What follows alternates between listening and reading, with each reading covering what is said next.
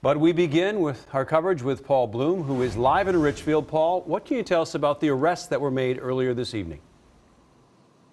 Randy and Kelsey, incredible speed here, right? It was a joint law enforcement effort in the hours that followed the deadly shooting here at the South Education Center. What we know is that authorities executed 2 simultaneous search warrants in neighboring Minneapolis. In connection to the shooting, they arrested 2 suspects, recovered 1 handgun, and tell us tonight they are not looking for anybody else.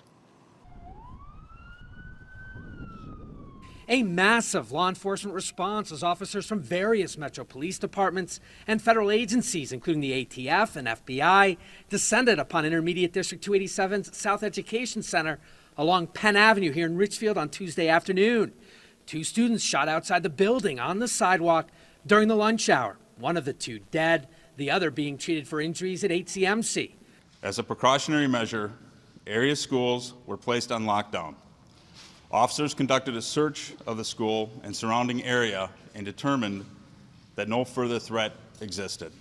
We expressed our deepest condolences to the families and friends of the victims. To us, there are students that come through our doors every day. We care for them, and this is a terrible tragedy and loss. The South Education Center serves some 200 students pre-K straight through age 21 in both special ed and alternative learning programs. After the full lockdown lifted a couple hours later, students inside the building were reunited safely with parents at nearby Donaldson Park. Fox 9 confirming the student killed, Jamari Rice, the son of local jailed activist Cortez Rice. Authorities also announcing the arrest of 2 suspects, as well as the recovery of a handgun after executing a pair of simultaneous search warrants in Minneapolis related to the deadly shooting that shattered the community. This is a tragic day in the city of Richfield. Our community, our hearts, our prayers, our thoughts go out to District 287, their students, their families, and their community. And I can tell you it was a couple of hours ago when law enforcement and their investigative teams pulled off of this campus and basically yielded this space to supporters, community members, and others to come here, grieve, pray, and hold space together. The Richfield Police Department promising additional information at a news conference likely to be held tomorrow here in the city of Richfield. Also worth noting here that we haven't heard anything from District 287 at this point since we saw the superintendent at that mid-afternoon news conference, so it's unclear what the status is of this building tonight and whether, in fact, there will be school here tomorrow. We're live in Richfield. Paul Bloom, Fox 9. All right, Paul, thank you. So many people in that community recognizing this as a very tragic day for the city of Richfield. And tonight, some have come together to grieve outside of South Education Center. We continue our team coverage with Fox 9's Babs Santos. He's live outside of the school tonight. Babs? Yeah, we've been here all night, and people here are identifying the victim of this shooting as 15-year-old Jamari Rice. As Paul just said, he is the son of a well-known Twin Cities activist who is currently in jail charged with harassing a judge who was presiding over the trial of Kim Potter. Now, tonight I spoke with Jamari's coach as well as a family friend. Here's some of what both of them had to say. I'm numb right now. Okay, this has been ongoing. This whole state is getting worse. I have no explanation for any of it, and I don't know. I just know that we're tired of it. We're tired of taking losses back to back. When did you last speak to him? In the hallway probably last week. Just, hey, Coach Spolford, how's it going? And we chatted for a little bit, and that's the last time. People are just devastated by this news today.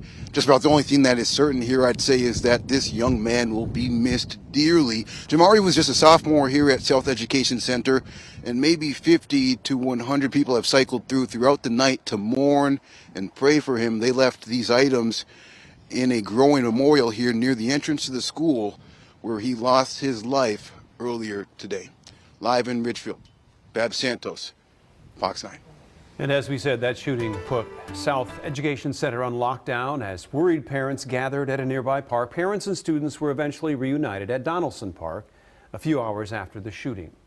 We continue our team coverage now with Fox 9's Mary McGuire. She's live in Richfield for us. And Mary, many parents are hugging their kids a little bit tighter tonight. They certainly are, and there was a wide range of emotions here at Donaldson Park as those parents waited for hours to reunite with their children. There was a wide range of emotions. They were worried, anxious, and they were angry over this violence. These are kids with special needs. They struggle with discrimination. They struggle to do everything they do harder than any of us. And for them to be put through this just adds to the injustice. For Mark Brule, deep relief was mixed with deep frustration after reuniting with his daughter on a day that was many parents' worst nightmare. It's horrifying. It's something that I can't understand. And it rips at the fabric of our kids and our lives and cuts us deeper than any of us should be cut. After being kept on a hard lockdown for hours inside of the school, kids were bused about a quarter-mile away to Donaldson Park, where they were able to reunite with their families. It's hard. This is the second time. There was the incident with the child with the gun in the school since they took out the metal detectors, but South is amazing. They've always been there for our kids. Nicole Hamlin has a daughter who's a senior there. She says the school recently got rid of their metal detectors. Yeah. So they took out metal detectors at the school? Yeah. And why was that, do you know? To make it feel more safe and inclusive for everybody. Now, we just learned some new information from the district a few minutes ago. We have learned that classes at South will be canceled on Wednesday and Thursday of this week. Teachers and staff will be back in the building on Thursday to prepare to welcome back students on Friday. Reporting live tonight, Mary McGuire, Fox 9. Governor Tim